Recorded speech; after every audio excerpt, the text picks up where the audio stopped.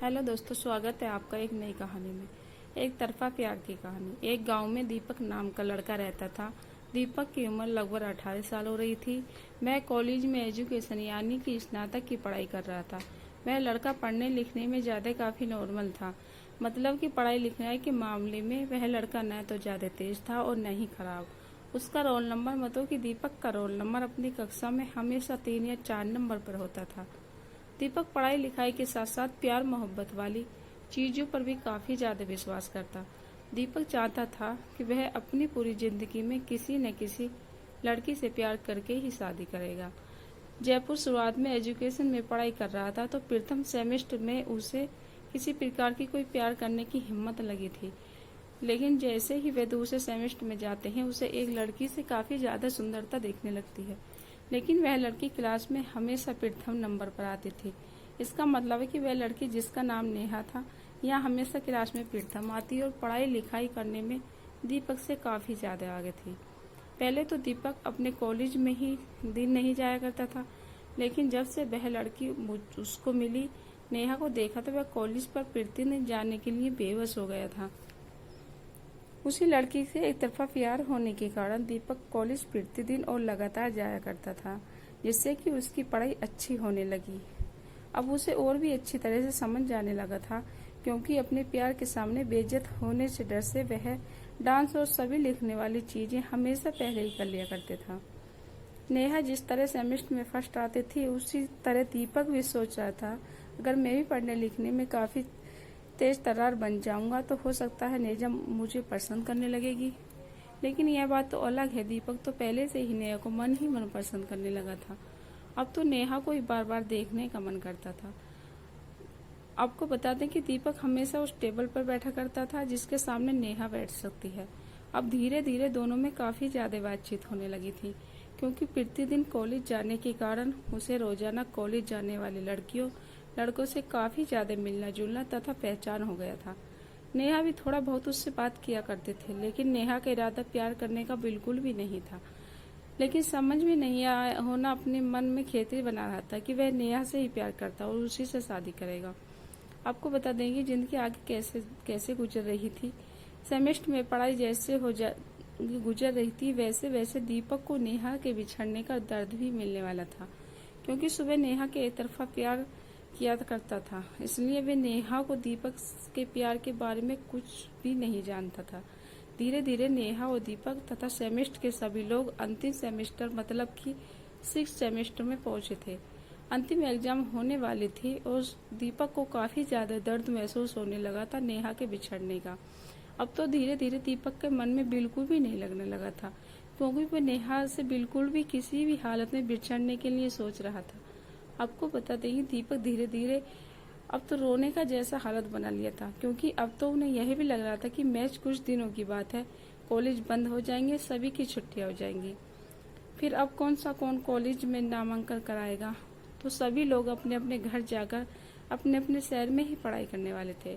ऐसे में काफी ज्यादा दुखी रहने लगा था। एक दिन सेमेस्टर 6 आखिरी एग्जाम चल रहा था। तुम सभी लोगों को एक दूसरे से बिछड़ने का वक्त आने ही वाला था। उससे पहले वह चाहता था कि वह नेहा से बात करे कि वह उससे प्यार करता है और उसका फोन नंबर वगैरह उससे सब दिन के लिए बात करने के लिए तैयार करने के बारे में सोच रहा था। उस दिन तो परीक्षा का आखिरी दिन था। उस दिन के बाद से अब कोई किसी को नहीं मिलने वाला था। जैसे ही सभी लोग अपने अपने घर जाने लगे तो दीपक का घर काफी ज्यादा दूर था और नेहा का घर भी काफी ज्यादा दूर था। परीक्षा खत्म होते ही सभी लोग अपने अपने घर की तरफ चल पड़े। साथ साथ नेहा और दीपक भी अपने घर की तरफ चल पड़े थे। वैसे तो पहले नेहा को लेने के लिए उसके पिताजी को ले जाया करते थे, लेकिन उस दिन एग्जाम दूसरी पाली में चल रही थी और काफी ज्यादा शाम हो गया था। हो सकता है नेहा के पापा को किसी तरह का कोई काम हो और लेने के लिए नहीं आए थे। नेहा को इस बात की जानकारी बिल्कुल भी पहले से ही थी, इसलिए अपने घर जाने के लिए बस तथा ट्रेन के बारे में पता करने के लिए स्टेशन के बगल में बस अड्डे पर पहुंचने लगी थी। लेकिन दीपक हमेशा ही ट्रेन के माध्यम से अपने घर जाता था, क्योंकि कॉलेज के मैच 3 स्टेशन ही होते हैं उन्हें घर जाने के लिए, क्योंकि दीपक का घर और मात्र 15 किलोमीटर की दूरी पर ही था। लेकिन हम सब बस तथा ऑटो से किराया ज्यादा होने के कारण वह हमेशा ट्रेन से ही सफर करता था। हमेशा की तरह उस दिन भी दीपक अपने घर जाने के लिए रेलवे स्टेशन पर जाकर ट्रेन का इंतजार कर रहा था। ठीक वैसे ही उधर नेहा गुजरती हुई आ रही थी। जैसे ही सोने की नजर नेहा पर पड़ी तो वह काफी ज्यादा विचलित हो जाता और आश्चर्यचकित हो जाता है। दीपक सोचता कि आज नेहा स्टेशन पे क्या कर रही है। हो सकता है नेहा भी अपने घर उसी ट्रेन से जाने वाली है जिस ट्रेन से मैं जाऊंगा। ऐसे में जैसे ही नेहा की नजर दीपक पर पड़ी वह तुरंत जाकर दीपक से पूछती है कि मुझे भी घर पे ट्रेन से जाना है। चलो अच्छा हुआ तुम मिल गए, अब हम दोनों साथ में अपने घर के लिए चलेंगे। तभी दीपक कहता है हाँ ठीक है, हम दोनों साथ में चलेंगे। उसके बाद नेहा पूछती है ट्रेन कितने बजे आएगी। तभी सुनील कहता है कि अभी ट्रेन की कोई जानकारी उपलब्ध नहीं है, हो सकता है कुछ टाइम लगेगा। उसके बाद ट्रेन आ गई। फिर दोनों में आपस में बातचीत हो जाती है। दोनों काफी घंटे तक, लगभग 1 घंटे तक बातचीत करते हैं। फिर उसके बाद दोनों हरिहराते ही उस पेड़ पर चढ़कर अपने घर की तरफ चलते हैं। दोनों एक साथ एक सीट पर बैठते हैं। दोनों में काफी मेल होने के कारण दोनों आपस में अपने फोन नंबर शेयर कर लिए थे ताकि उस समय किसी प्रकार की जानकारी शेयर करने के लिए कठिनाइयों का सामना न करना पड़े। घर आते ही उसे एक दिन बाद दोनों आपस में बातचीत करने के लिए थे मोबाइल फोन पर हैं। दोनों में काफी अच्छी मित्रता हो गई। कॉलेज के बाद दोनों अपने घर में बोर हो रहा था। दोनों बातचीत करके अपना अपना मन बहला रहे थे। ऐसे में धीरे धीरे दोनों में काफी जगह प्यार हो गया था और दीपक को अब तो उसके सामने वाली जिंदगी मिलने ही वाली थी, क्योंकि दीपक के मन में जो चल रहा था, उसका एक तरफा प्यार जो उसके मन में चल रहा था, वह पूरा ही होने वाला था। बात करते करते करीब 1 साल बीत जाने के बाद दोनों में काफी ज्यादा प्यार हो गया। वह शादी के लिए राजी हो गई।